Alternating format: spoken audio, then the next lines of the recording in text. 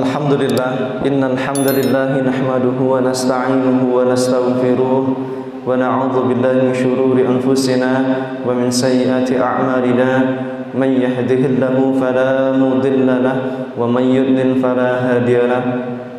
Asyhadu an la ilaha illallah wa asyhadu anna Muhammadan 'abduhu wa rasuluh la nabiyya wa la rasula ba'da. Qala Allah ta'ala fil Qur'anil Karim ba'da an a'udzu billahi minasy syaithanir rajim. Ya ayyuhalladzina amanu taqullaha haqqa tuqatih wa la tamutunna illa wa antum muslimun. Wa qala ya ayyuhalladzina amanu taqullaha wa qulu qawlan sadida yuslih lakum a'malakum wa yaghfir lakum dhunubakum wa may yuti'illah wa rasulahu faqad faza fawzan 'azima. Wa qala Rasulullah sallallahu alaihi wa ala alihi wa ashabihi wa sallam ittaqillaha haitsuma kunta wa atbi'is sayyi'atal hasanata tamhuha wa khaliqin nas bi khuluqin hasanin. Wa qala khairukum man ta'allama al-Qur'ana wa 'allamahu. Amma ba'd, sadaqallah wa sadaqa Rasulullah SAW. Para hadirin jamaah sidang salat subuh yang dimuliakan Allah Subhanahu wa taala. Alhamdulillah, puji syukur kehadiran Allah Subhanahu wa taala, kita telah diberikan limpahan rahmat, masih diberikan kenyamanan dalam beribadah, rahmat yang amat luas dalam beribadah. Insyaallah semuanya yang hadir, ayah bunda dan saudara sekalian, dalam keadaan yang sehat. Para ayah semuanya sehat? Pak Haji Lasmi sehat, Pak Haji? Pak Haji Ende sehat? Pak Judin? Pak Haji Peri sehat? Alhamdulillah, insyaallah sehat. Para bunda, Bu Yur sehat?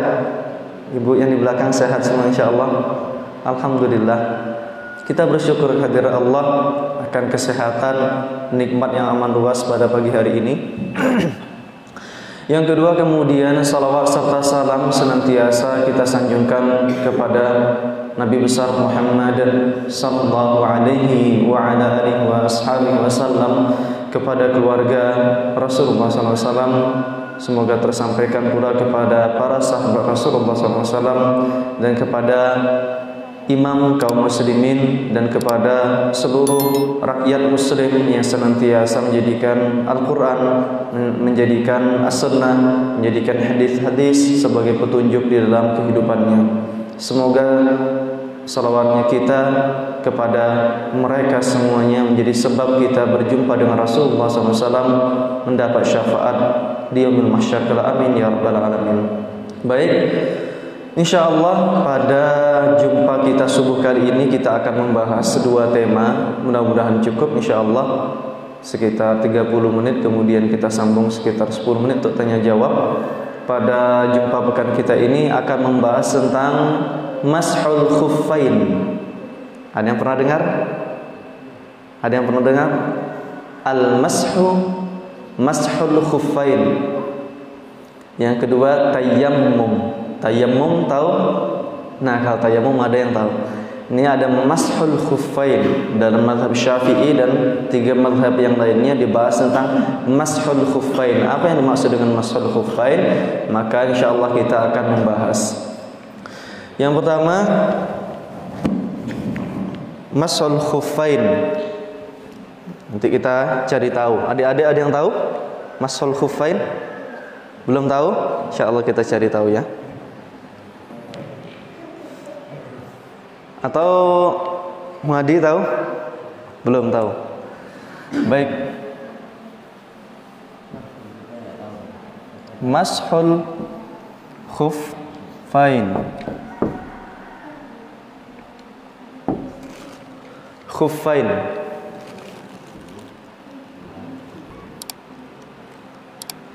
Mashul khuffain. Hukumnya boleh. Mashul khuffain jaizun, boleh, hukumnya boleh. Ala thalathati syara'id. Apa yang dimaksud dengan mashul khuffain kita bahas nanti ya. Pertama, hukumnya boleh. Ada syaratnya nanti. Khuf itu, khuffain ini adalah bentuk mustanna, yaitu bentuk dua daripada satu kata tunggal. Kata tunggalnya itu khuf. Khuffun. Khuffun itu adalah satu benda yang dipakai di kaki. Sudah bagus mungkin gambarnya? Jadilah, alhamdulillah, insyaallah. Masul khuffain. Khuffain, khuf adalah di Arab sesuatu benda yang digunakan di kaki, baik terbuat dari kulit atau yang lainnya. Namun lebih masyhur ini terbuat dari kulit yang itu waterproof, tidak masuk air ketika kita pakai. Baik dari bawah, yang paling utama dari bawah, dan dari atas tidak terkena air. Namun beberapa ulama mengatakan tidak masalah kalau bagian atasnya mungkin sedikit terbuka. Gampangnya bahasa Indonesianya sepatu kulit, orang-orang Arab, sepatu. Dan mereka biasa menggunakan sepatu kulit. Ada syarat-syaratnya, dan ini diperbolehkan mengusap sepatu kulit. Diperbolehkan mengusap sepatu kulit dalam perjalanan, dalam mukim. Nanti ada ketika seseorang sudah memenuhi syaratnya, boleh tidak membasuh kaki, hanya mengusap sepatu kulit tersebut, kemudian digunakan untuk sholat. Sah, sah. Maka di sini kita bahas tentang mashul khuffain. Ada nanti kegunaannya pembahasan ini seperti bagi tentara-tentara, bagi polisi, dan bagi orang-orang yang mungkin suka traveling, mendaki gunung atau yang lain sebagainya, melewati padang pasir, melakukan perjalanan jauh safar, menggunakan khuf namanya, menggunakan sepatu. Ada beberapa syarat. Dan ini dalam Islam hukumnya boleh. Pembahasannya dalam kitab Matan Abu Syuja' disebut jaizun ala thalathati syara'it. Syarat yang pertama, syarat kita tulis Indonesianya saja. Syarat yang pertama, ayyabtadi'a lubsahuma ba'da kamalit taharah. Sebelum memakai khuf itu, sepatu kulit tersebut, mungkin nanti ayah bunda bisa sekalian lihat, mungkin cari tahu di Google macam mana bentuk khuf di zaman dulu. Kalau zaman sekarang mungkin masih sudah agak susah mencari khuf. Namun itu digantikan dengan sepatu yang cukup kuat kalau sekarang. Kalau dulu seperti sepatu kaki badak, untuk pertanian biasanya masyhur digunakan. Syaratnya setelah sempurna bersuci. Setelah bersuci. Kalau dia junub, dia mandi besar dulu. Kalau dia berhadas kecil, dia wudu terlebih dahulu, baru dipakai. Baru dipakai kedua-duanya. Dan kemudian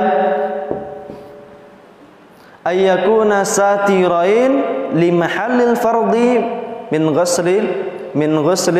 ghuslil fardhi minal qadamain. Hendaknya khuf tersebut menutupi bagian kaki yang itu wajib dibasuh ketika berwudu.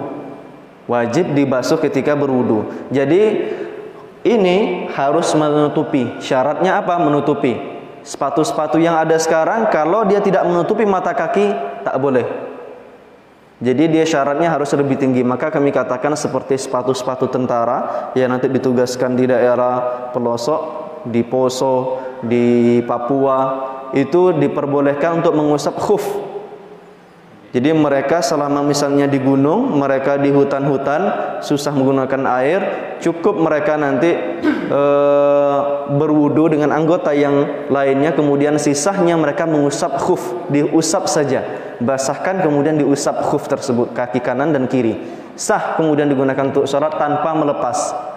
Bagi yang safar nanti kita lihat ada ketentuannya, bagi orang yang mukim pun boleh. Kalau dalam keadaan yang sangat dingin mengharuskan orang pakai sepatu atau sesuatu yang menyelimuti kakinya terbuat dari kulit, maka itu diperbolehkan, ada ketentuannya nanti. Menutup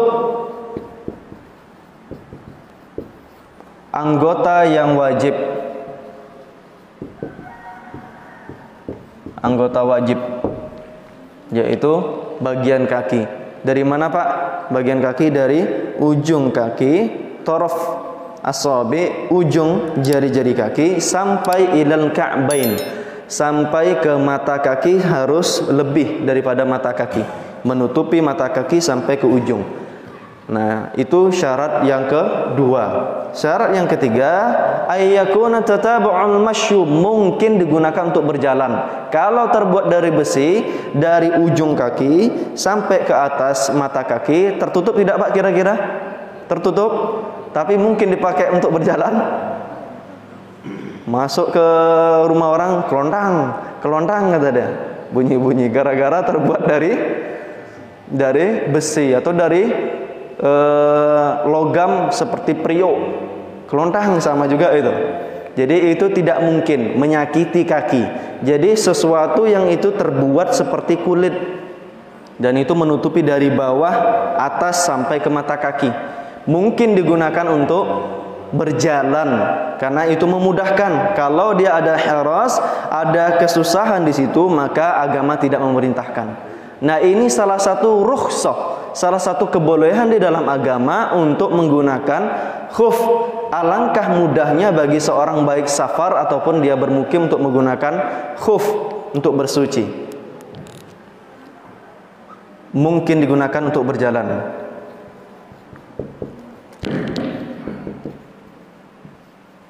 Mungkin digunakan untuk berjalan. Mungkin digunakan untuk berjalan. Dan kemudian wa yamsahul muqim, ada ketentuannya bagi seorang yang mukim. Artinya dia tidak pergi bersafar, yamsahul yauman wa lailatan. Dia diperbolehkan mengusap sepatu itu, dia gunakan selama sehari semalam 24 jam.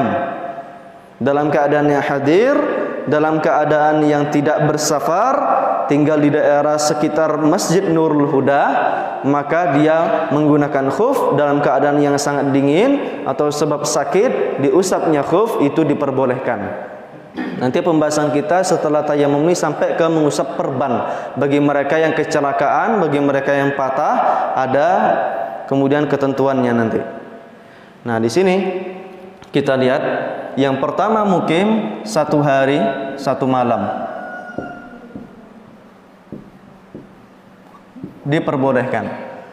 Wa yamsahu safar thalathata ayyamin bilayalihinna, 3 hari bersama malam-malamnya.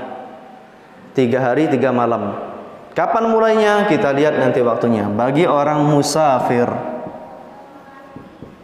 orang yang pergi bersafar 3 hari 3 hari 3 malam. Wal muddah yabda min hinna yuhdits ba'dal lubs. Kapan dia mulai? Setelah dia ketika sudah berwudu memakai khuf dan kemudian dia batal, misalnya buang angin, kentut, buang angin, kentut batal, atau mungkin dia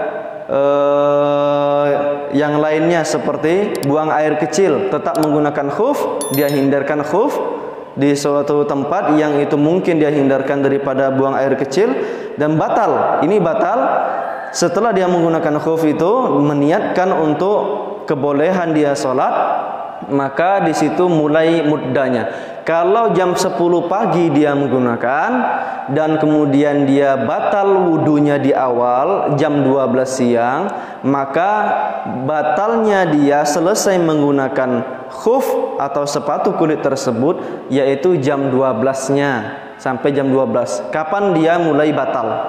Setelah dia gunakan khuf tersebut. Bukan kapan dia mulai khuf. Kalau bapak mulai memakai khuf jam 6 pagi setelah sholat subuh, kemudian batalnya jam 8 pagi, batal wudu di awal setelah menggunakan khuf, jam 8 pagi batal, namun makainya jam 6. Kapan berakhir kita menggunakan khuf? Kapan? Jam 6 apa jam 8, Pak? Jam 8. Karena di situ waktu batal kita. Batal wudu atau bersucinya kita di pertama kali. Maka di situ kemudian barulah dimulai mengusap khufnya. Wudu kita, kemudian selain daripada anggota kaki itu semuanya dibasuh, setelah itu baru diusap daripada sepatu kulit tersebut, digunakan untuk sholat, dan itu sah. Itu sah. Nah, kemudian untuk musafir begitu pula, sampai 3 hari 3 malam. Namun bagaimana nanti ada permasalahan? Idza masaha fil hadar, dia nih hadir orangnya dalam keadaan yang sangat dingin. Misalnya kalau kita sekarang mungkin tak terbayang ya Pak, tapi orang-orang di padang pasir itu terbayang. Jadi ngapa harus pakai sepatu kulit gitu kan? Kalau kita kan mungkin panas kan, risih gitu. Tapi di daerah yang bersalju, Turki, Eropa Barat, Eropa Timur, di Amerika, mereka yang seperti ini sangat bermanfaat sekali. Yang mana di suatu tempat, di universitas, di kampus-kampus mereka selalu menggunakan sepatu. Bahkan mereka di kos-kosan selalu menggunakan sepatu. Sangat berguna sekali khuf ini. Jadi 3 hari 3 malam pergi dari daerah Amerika Latin ke Amerika Serikat, sudah jarak safar. Jadi mereka di sana, atau dari Eropa dari Inggris pergi ke Rusia, sama-sama daerah dingin.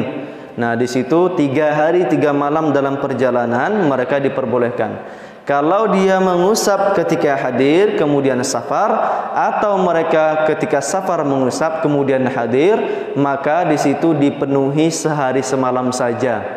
Jadi yang dikuatkan adalah waktu yang mukim ketika itu bertentangan. Ini saya hadir kemudian akan safar. Mana yang dikuatkan? Yaitu safar. Ketika nanti di safar habis 1 hari 1 malam, dimulai kemudian dari awal lagi, dia lepas khufnya, wudu lagi, dia pasang khuf tersebut sampai 3 hari 3 malam ke depan. Nah, begitu. Sudah dipahami mungkin? Nah, ini ketentuannya.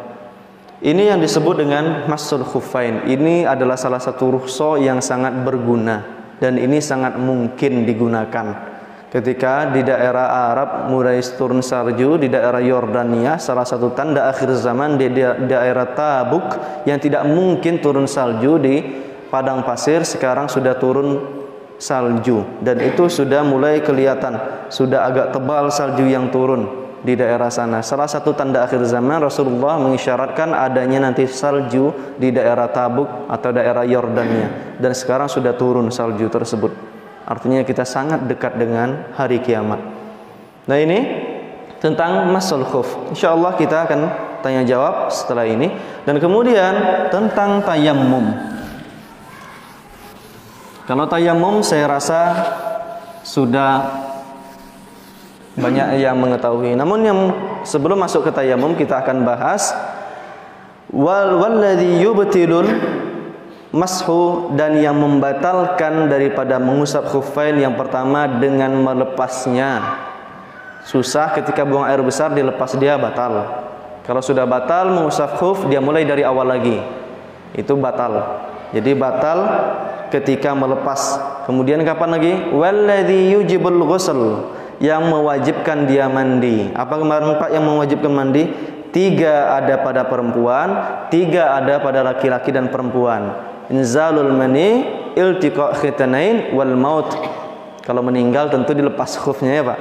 Kemudian keluar air mani, dan kemudian bertemu 2 kemaluan. Kalau perempuan haid, nifas, dan melahirkan, dilepaskan. Melahirkan pakai khuf, payah ya kan Pak?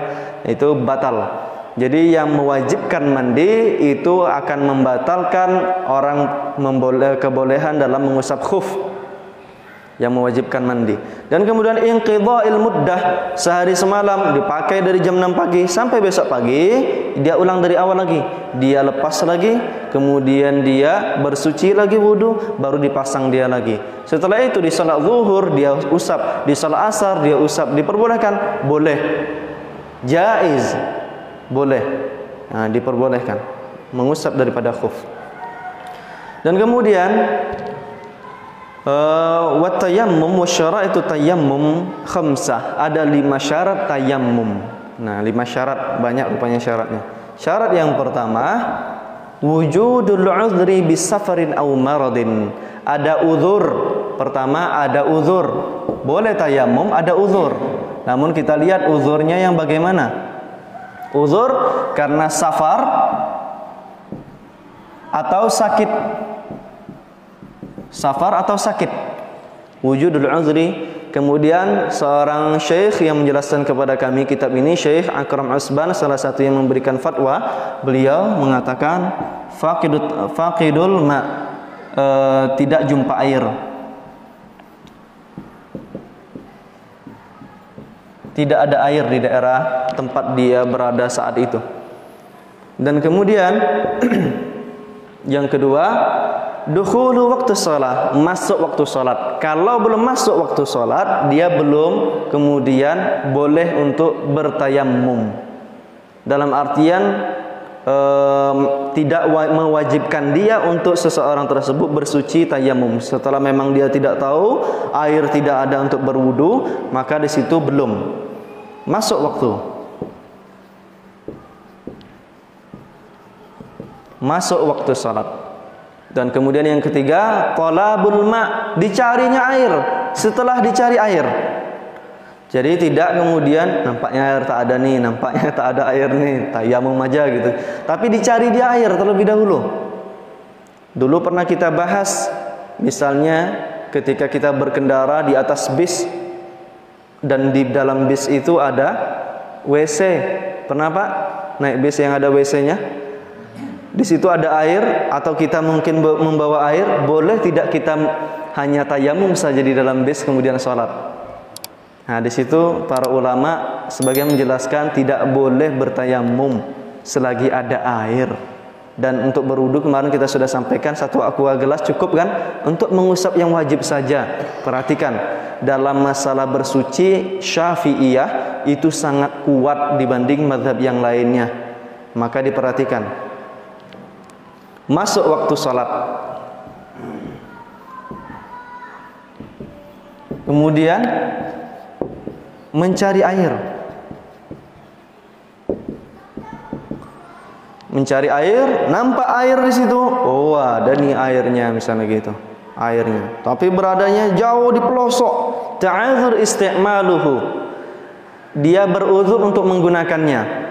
Baik karena dia sakit tadi atau air tersebut tak mungkin diambil. Susah.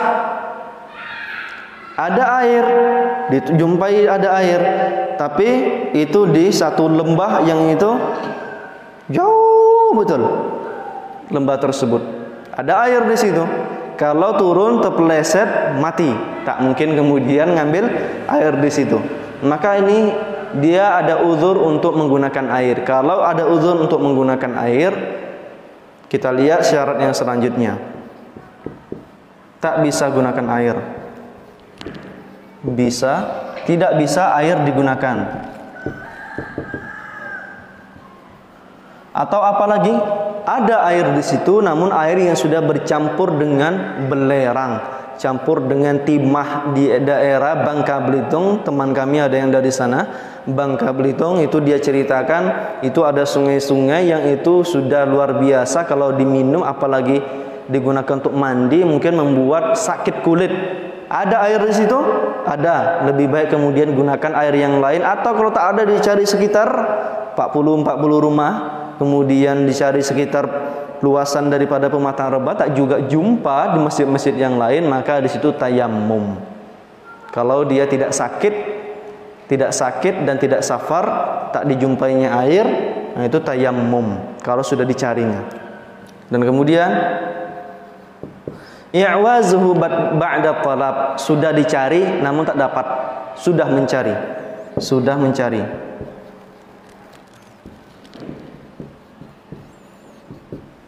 Ini mencari air, ini setelah sudah mencari air, i'wazuhu ba'da talab, sudah capek mencari, tak jumpa juga, maka di situ dibolehkan untuk tayammum.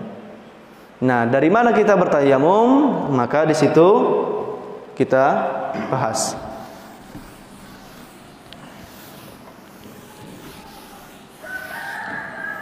Yang pertama, turabut tahir,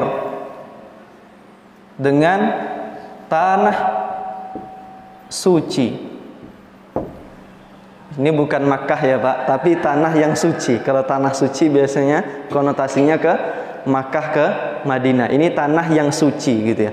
tanah yang suci, yaitu ma sa'ada 'alal ardh, apa yang itu timbul di atas bumi, walahu gubar, dan di atas tanah tersebut ada debu-debunya walaupun sedikit, ada debu, walahu gubar, ada debunya, ada debu. Fa in khalatahu jissun, kalau dia bercampur dengan cat, tanah tersebut sudah bercampur dengan cat, au ramlun, atau dengan pasir-pasir, lam yujiz, di mazhab Syafi'i, kalau misalnya di pasir-pasir, ditumpuk-tumpukan pasir, itu tidak diperbolehkan. Maka dia apa yang dia timbul di atas bumi berupa tanah. Sebagian ulama juga nanti ada beberapa pendapat yang berbeda dalam mazhab Syafi'i. Ada Imam Ar-Ramli, ada Imam Ar-Rafi'i, dan Imam Nawawi berbeda pendapat tentang masalah yang menggunakan pasir. Karena itu juga yang timbul di muka bumi seperti di daerah padang pasir yang sahara, padang pasir yang sangat luas, itu tertutup dengan pasir saja, tak nampak lagi dasar daripada tanah tersebut, maka di situ dibolehkan. Ada di situ debunya di atas. Pasir tentu biasanya pasti ada debunya. Namun lebih diutamakan dengan tanah yang timbul ke permukaan digunakan. Nah, kemudian yang menjadikan fardunya bagaimana? Itu ada 4. Wa faraiduhu arba'ah, ada 4. Wajib tayamum ada 4. Pertama niat. Kedua, wa mashul wajah, mengusap wajah. Nanti kita tunjukkan bagaimana caranya mengusap wajah. Kemudian mengusap al-yadain ma'al mirfaqain, mengusap tangan sampai siku. Nah, di mazhab Syafi'i beda. Ada nanti yang beberapa mazhab yang lainnya hanya sampai pergelangan tangan saja. Caranya bagaimana? Dengan menepuk daripada yang timbul daripada permukaan bumi, dan kemudian dia tepukkan sekali, diusapkan ke wajah, pelan-pelan diraba. Cukup sekali, cukup 3 kali, putih wajah tuh nanti jadinya. Gitu ya. Kemudian diusap, ditepuk lagi, ditepukkan sekali untuk menghindarkan daripada kotoran yang lain. Dari kalau sebagian yang membolehkan sampai pergelangan tangan, seperti ini mengusapnya. Dari depan ujung jari, kemudian diusapkan ke depan. Paham Pak? Dari punggung ujung jari, kemudian ke depan. Kemudian gitu juga di tangan yang kiri. Dari ujung jari punggungnya, kemudian ke pergelangan, kemudian menuju ke depan. Sah digunakan untuk sholat. Wa tartib, dan kemudian tertib. Dalam kalangan Syafi'iyah tertibnya dari wajah terlebih dahulu, baru kedua tangan. Seperti itu. Kalau kemudian dalam matan ini dijelaskan sampai ke siku. Jadi cukup sekali saja, sampai ke siku. Nah, ini mengambil daripada mengkiaskan dengan wudu. Sampai ke siku diperbolehkan. Maaf, syaratnya sampai ke siku, fardunya. Sunahnya apa? Maka sunah-sunahnya, sunah-sunah daripada tayammum. Apakah ada kumur-kumur sama istinsyak? Tak ada, gitu ya. Tak ada kumur-kumur dengan tanah, gitu ya. Atau dengan debu-debu, tidak ada. Tapi di situ ada sunah yang lainnya, yaitu basmalah, tasmiyah atau basmalah, membaca bismillah, ditepuk. Kemudian takdimul yumna 'alal yusra, mendahulukan yang kanan baru yang kiri. Dan kemudian al-muwalah, yaitu tidak hilang debu di tangan kanan sebelum mengusap tangan yang kiri. Ketika kita diterima telepon atau ada tamu datang ke rumah, tengok debu lah hilang debunya, gitu kan. Baru mulai lagi dari awal, gitu. Nah, ini muwalah. Jadi apa tadi? Tasmiyah, baca basmalah, dan kemudian kanan dulu, baru kiri. Dan kemudian setelah itu mualah, bersambung. Dan yang membatalkan daripada tayammum itu ada 3. Pertama yaitu ma abtalal wudu, yang membatalkan wudu. Membatalkan wudu apa saja, Pak? Kemarin ada 6 yang membatalkan wudu. Kita review lagi. Insyaallah kalau selesai satu bab tohara akan ada ujian, gitu ya. Mudah-mudahan bisa kita lakukan ujian. Izin Pak AJMD, bisa dilakukan ujian insyaallah? Bisa insyaallah ya, kepada para jamaah. Hadiahnya apa? Rahasia, gitu ya. Kita lihat yang membatalkan daripada tayammum, membatalkan wudu. Yang membatalkan wudu,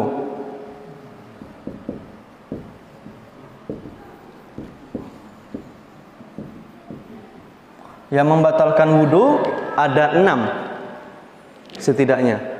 Hilang akal, baik karena tidur atau dia pingsan atau dia gila, kemudian menyentuh daripada kulit yang bukan mahram tanpa penghalang, menyentuh kemaluan, dan kemudian hilang akal karena mabuk-mabukan, dan kemudian buang air atau buang angin.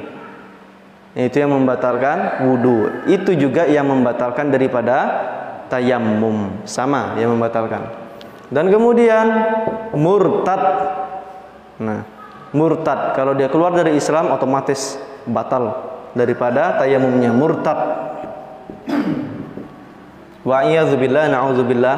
Mudah-mudahan kita diistiqomahkan oleh Allah Subhanahu wa taala, karena betapa banyak kita dapati iming-iming dengan satu kotak Indomie masuk Nasrani, masuk yang lainnya, masuk agama lain daripada Islam. Ada di Indonesia, ada. Murtad. Dan kemudian wa ru'yatil ma', melihat air min ghairi waktu shalah, di selain waktu salat. Kalau seandainya dia sudah salat, selesai salam, tengok di salam yang kiri ada air, sah salatnya.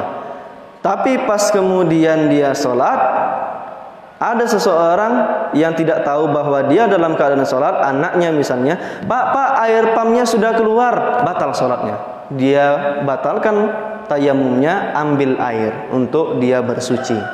Jadi melihat air membatalkan daripada tayamum selain waktu sholat. Melihat air. Wa sahibul jabair yamsahu 'alaiha, dan mereka yang sakit menggunakan perban. Ada perban jabair. Jadi ada satu pembahasan dalam fikih kita namanya jabair.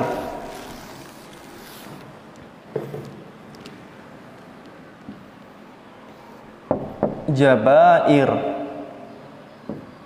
jabair, jabairu, tidak boleh diberikan tanwin, ghairu munsharif. Jabair yaitu orang yang di atas kulitnya ada sesuatu yang menutupi daripada penyakitnya, penyakit luka, patah, yang lain sebagainya. Sahibul jabair yamsahu 'alaiha, dia mengusap daripada tangannya, wa yatayammum. Jadi dia pertama dia bersuci, wudu dulu dengan sempurnanya wudu di anggota-anggota yang bisa. Kemudian yamsah, mengusap daripada perbannya tersebut, dan kemudian tayammum wa yusalli, dan kemudian dia tayammum. Jadi orang yang sakit ada 3 langkah, dan ini memudahkan insyaallah. Kalau nanti dia uzur dalam menggunakan air bagaimana? Hilang berarti yang nomor 1, tinggal dia mengusap saja. Dia tayamum saja, maaf, tayamum saja. Tapi kalau dia masih bisa menggunakan air, cuma dia luka gara-gara sabetan sesuatu benda tajam, maka di situ dia berwudu dengan anggota tubuh yang lainnya. Kemudian dia usap perbannya tersebut, baru kemudian dia tayamum. Tayamum. Wala i'adata 'alaih, tak perlu diulang, sah salatnya. Tak perlu diulang, sah salatnya. Ada impus, kami beberapa kali diimpus di Yaman, pernah juga luka lambung sampai pernah muntah darah. itu tak perlu kemudian kita mengulangnya. Ketika di situ impus, jadi di sini pernah diimpus, pindah 3 hari kemudian diimpus, yang menutup buka impusnya saya sendiri, saking tak adanya yang ahli gitu ya. Tuh, jadi diperbolehkan sesuatu yang menutupi daripada tangan, daripada perban, untuk kita gunakan salat dengan tayamum terakhir kalinya. Wala i'adata alaih. Dan kemudian yang lainnya, wa likulli wa tayammum likulli fariidatin yatayammamu likulli fariidatin. Orang untuk tayamum, ketika dia bertayamum itu hanya untuk satu salat saja. Setelah salat zuhur dia tak tidur sama sekali, tak ada yang membatalkan, tidak buang angin, tidak menyentuh perempuan yang bukan mahram dan yang lain sebagainya. Apakah kemudian boleh digunakan untuk salat asar? Tidak boleh. Untuk satu salat fardu, wa yusalli ma syaa minan nawafil, dan satu salat sunnah. Misalnya setelah maghrib dia sholat maghrib, setelah itu dia sholat ba'diyah maghrib. Nah, hanya untuk satu sholat fardu dan satu sholat sunnah untuk tayamum, dalam masalah tayamum ini. Nah, inilah pembahasan tentang mengusap khuf dan tayamum. Yang membatalkan tayamum sudah kita bahas tadi. Baik ibadallah, para jamaah yang dimuliakan Allah Subhanahu wa taala, insyaallah kita masuk ke dalam sesi tanya jawab. Barangkali untuk mempertajam daripada pemikiran kita, ada yang ingin ditanyakan, Allahu a'lam bishawab, kami persilahkan untuk menanyakan, kita diskusikan insyaallah. Baik, mungkin Pak Dismanto silakan langsung. Tadi syarat-syarat yang tadi tidak ada ya kan? Iya. Jadi yang perlu saya tanyakan, seandainya kita mau bertayamum, tapi sebelum itu kita buang air besar dan air kecil. Iya. Mensucikan ketika kita buang air besar, buang air kecil. Maka di situ cara bersucinya sebagaimana yang kemarin kita bahas, bit turab atau bil ahjar. Cara istinja dengan air yang pertama, atau dengan ahjar, dengan batu, atau sesuatu yang itu jamid, yaitu dia padat, ghairu amlas, tahir, ghairu muhtaram. Jadi ada 4 syarat, dia padat dan kemudian tidak licin. Kalau licin itu tak bisa kemudian membersihkan bekas BAB. Kemudian dia bukan makanan yang muhtaram, dan kemudian dia suci. Dia suci. Pernah Rasulullah diambilkan 3 buah batu, dan salah satu batunya itu ternyata adalah kotoran yang itu padat, kotoran padat. Di daerah padang pasir jadinya padat. Nah, itu seperti batu. Rasulullah tidak menerimanya, meminta ambilkan yang lain kepada para sahabat. Nah, di situ dengan sesuatu yang padat. Kalau tidak ada kita jumpa batu di daerah hutan atau yang lain sebagainya, lihat di situ ada dedaunan. Tapi lihat secara sains bagaimana dedaunan yang itu tidak berbulu dan tidak beracun. Kalau berbulu bahaya nanti, miang gitu ya. Allahu a'lam bishawab. Baik. Waalaikumsalam warahmatullahi wabarakatuh.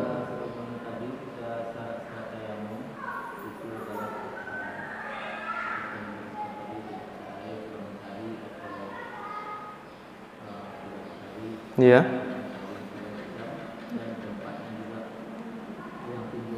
Iya.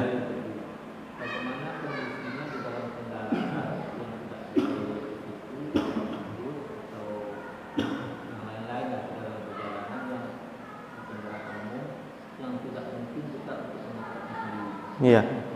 Bagaimana kira-kira kalau pesawat ada toilet ya, Pak? Kalau pesawat ada toilet.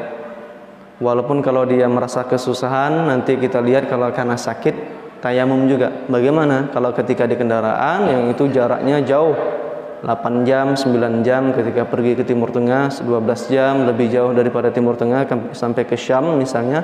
Bagaimana? Maka di situ lihat di bawah tempat kursi atau yang itu kita ghalabatul dzan, secara kuat dengan perkiraan di dalam hati kita, yaitu persangkaan di hati kita, di situ ada debunya, lahu gubar, ada debu, maka di situ ditepuk kemudian kita gunakan untuk tayamum. Tapi alangkah baiknya dengan adanya tanah.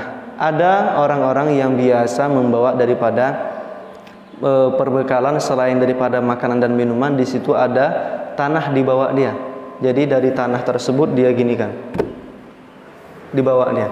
Buya Hamka ketika di rumah sakit Pertamina sebelum beliau meninggal, beliau dibawakan tanah ke ruang ICU kalau tidak salah. Terakhir beliau sebelum meninggal dunia, Buya Hamka rahimahullah, ketika itu beliau kena jantungnya sampai beliau pernah tidak sadarkan diri. Kurang dari 3 hari beliau kodok sholat yang kemudian belum beliau sholat di situ, itu dibawakan daripada tanah dan pasir atau debu, dibawakan kepada beliau yang kemudian menepukkan, dan itu beliau usapkan ke wajah dengan tangan, sampai kemudian beliau sekitar 2-3 hari tidak sadarkan diri, dan ternyata detak jantung tidak ada, hanya dibantu dengan alat-alat. Anak-anaknya dimintakan izin oleh dokter untuk melepas alat-alat, mengikhlaskan sang Buya Hamka, maka beliau saat itu diikhlaskan meninggal dunia. Di situ dibawakan oleh beliau. Jadi alangkah baiknya memang ketika ada atau ketika turun di kendaraan.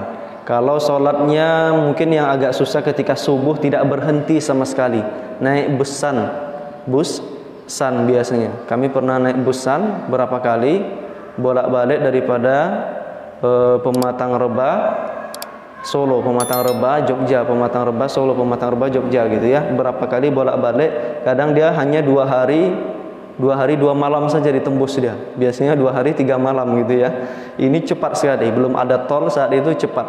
Jadi ketika dari malam hari sampai subuh lewat, sampai jam 8 pagi, jam 9 pagi baru turun di rumah makan.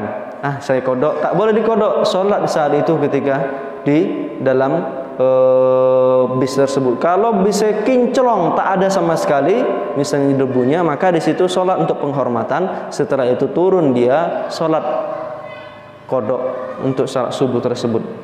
Kalau sholat maghrib dengan isya sebelum waktu masuk subuh, misalnya subuh itu jam 5 kurang 15, sebelum jam 5 kurang 15, jam 4 subuh, jam 3 subuh, di situ dia jamak.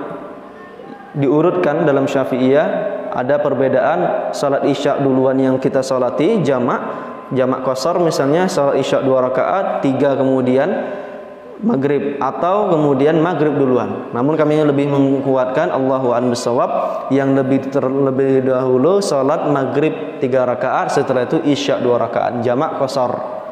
Nah, jamak qasar. Dalam kita lihat waktu-waktu yang itu masih mungkin. Kalau nanti kita perjalanan dari pagi sampai zuhur tak berhenti, sampai asar berhenti, asarnya pun sudah jam 5, tinggal 1 jam lagi masuk maghrib, maka di situ dia sholat, dia masih zonkan. Tapi nampaknya nih sudah jam 5 tak berhenti juga busnya. Kita tanyakan sama kernetnya, sama supirnya. Kami selalu menanyakan sama supirnya atau meminta kepada supir, ini sudah masuk asar, sudah masuk zuhur, berhenti apa tidak? Tidak, nanti kita berhenti jam 4, oke. Gitu. Jadi kita pun harus bijak dalam masalah ini. Kita tanyakan. Kita lebih ihtiras, lebih kemudian berhati-hati, ihtiyatan dalam sesuatu yang ini. Agak susah memang, tapi begitulah kemudian agar mendapatkan pahala yang lebih. Allahu a'lam bishawab. Baik. Anggota tayamum itu hanya muka dengan tangan. Iya. Tak ada sunahnya kumur-kumur, maka kami bilang tadi. Dan kemudian ya, satu, seandainya kita terlambat sholat, kalau udah maghrib dengan isya kan, iya, jadi sampai di rumah, kalau lebih jauh kan, iya, aku berhenti barangkali. sama kampung awak apa? Rumah mandi atau duduk, Iya. boleh nak mengerjakan sholat maghrib tadi sebelum isya atau isya dulu. Itu sudah waktu isya ya, sudah lewat waktu isya, maka di situ diurutkan. Sholat maghrib dulu, baru isya, gitu. Atau kemudian dia perjalanan misalnya jam 5 sore, kemudian di jalan jam 6 lewat 20 azan sampai di daerah Paranab, jamak qasar di situ diperbolehkan. Jamak itu nanti ada syaratnya, qasar ada syaratnya. Tapi qasar yang penting dia keluar dari daerah. Kalau jamak nanti ada jamak karena masyaqqah, karena berat, jamak karena misalnya ada di sekeliling rumahnya yang itu seharusnya bisa dia untuk sholat lebih, namun di situ lagi ada binatang buas, ular, harimau atau yang lain sebagainya, dia jamak antara 2 sholat. Atau kemudian karena hujan. jamaknya tak boleh di rumah kalau hujan. Itu wajib di masjid. Jadi jamak qashar itu diperbolehkan lakukan di masjid. Kalau sudah seandainya hujan dari jam 6:20, misalnya bagi yang mukim, pelajaran bagi yang mukim Masjid Nurul Huda misalnya, hujan terus. Kemudian ketika salam kanan dan kiri salat maghrib masih hujan juga, maka di situ iqamah dengan perintah seorang imam qomat untuk salat isya diperbolehkan. Kalau kita dzankan itu hujannya panjang, dan itu biasanya dilakukan pada maghrib dan isya. Di beberapa pondok pesantren kalau sudah hujan itu santri senang tuh. Jadi maghrib dan isyanya dijamak saja, cepat dia istirahat atau mengulang pelajaran. Jadi pelajaran untuk yang di safar seperti itu, sholat maghrib dulu, diurutkan mana sholat yang dulu datang waktunya, gitu. Kalau sudah sampai pada tempatnya, maka di situ dijamak. Kalau jamak 3 dengan 4 bisa kan? Bisa. 3 maghrib, 4 isya. Yang tak boleh maghrib yang dipotong di jamak. Karena kalau di setengah maghrib, 1/2 rukuk saja salam, gitu ya, tak boleh. Baik, ada yang tanya mungkin? Masalah wudhu, Ustaz. Baik. Ini beberapa hari yang lalu, bulan lalu, itu pernah yang di akhir TV, untuk orang sakit. Iya. Jadi orang sakit dia diinfus, Iya. ada darah. Iya. Itu cara wudhunya semprot. Membantu. Iya. Nah, orang yang sakit begini, Iya. semprot pakai semprot. Setelah itu, lalu agak gini kan, kalau udah mengalir, dari sana dulu ke muka. Kan yang mengalirkan itu yang dua aja, Iya. sama yang tangan. Iya. Kan kalau sama apa itu sampai ini. Iya. Iya. Jadi caranya itu semprot, Semprot. dinaik sedikit, dan setelah mengalir, itu bisa terbuka. Iya. Kemudian kan bekas ini dia patahkan kasih Baik.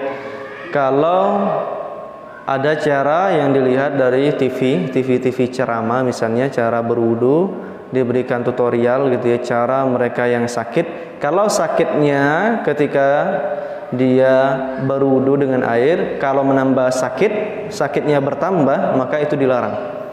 Nah, itu yang pertama. Yang kedua, kalau seandainya dengan berwudu dia masih boleh, artinya dia kena air masih boleh. Kan ada beberapa penyakit yang tidak boleh kena air. Kalau dia kena luka-luka saja, tidak ada alergi yang lain sebagainya, maka dia dibantukan untuk berwudu. Betul, dibantukan baik disemprot atau kemudian dengan aqua gelas pipetnya itu kemudian sampai setidaknya dia ada air tersebut bukan hanya embun, tapi itu sampai sedikit mengalir. Artinya sedikit banyak airnya.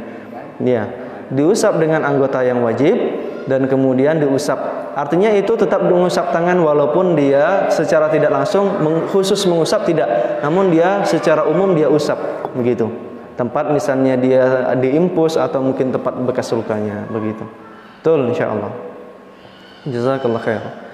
Ada pertanyaan lagi dari ibu-ibu yang di belakang?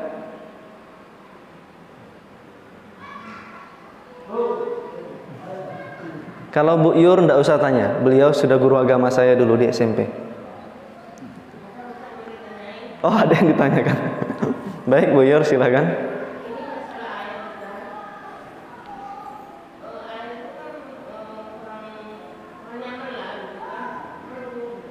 Ya. Baik. Untuk tayamum bisa tidak? Oh, untuk wudu airnya keruh. Ya. Ya. Baik. Baik, di situ ada air yang keruh, kemudian kita berikan sesuatu untuk menjernihkannya. Maka di situ diperbolehkan apa tidak? Tetap diperbolehkan insyaallah. Gitu, karena kemudian kita lihat di beberapa PAM juga seperti itu, di beberapa PAM. Dan ini sangat harus, sangat susah ketika nanti orang-orang menggunakan agak mungkin jijik dia melihat air yang cukup keruh, maka di situ dengan cara bagaimana dia jernihkan, kemudian dia gunakan untuk berwudu, insyaallah diperbolehkan. Adapun yang kemudian bercampur dengan sesuatu yang lain yang kemudian tahir, Allahu a'lam bishawab, itu hanya seperti kopi, teh dan yang lain sebagainya, sirup dia campur, kemudian di situ nampak perbedaan warna yang lain sebagainya, itu sudah bercampur dengan yang suci, air yang mukhalaton yang itu bercampur itu makruh, tidak diperbolehkan kemarin pembahasan yang ketiga dan yang keempat, apalagi dengan sesuatu yang najis gitu ya. Tapi alangkah baiknya dengan saringan. Kalau untuk menyaring dengan batako, ijo, kerikil, kemudian disaring, itu alangkah lebih baik. Nah, alangkah lebih baik ketika disaring seperti itu. Atau yang kedua, tidak disaring, tidak diapa-apakan, tetap kita berwudu dengan air di situ. Tetap berwudu dengan air di situ, walaupun nampaknya keruh. Tapi itu al-baqi ala asli khilqatihi, penciptaan awalnya di situ, dan itu sah untuk digunakan. Sekalipun misalnya air sumur bor di sini kurang bagus, seperti itu sah digunakan untuk berwudu, gitu. Allahu a'lam.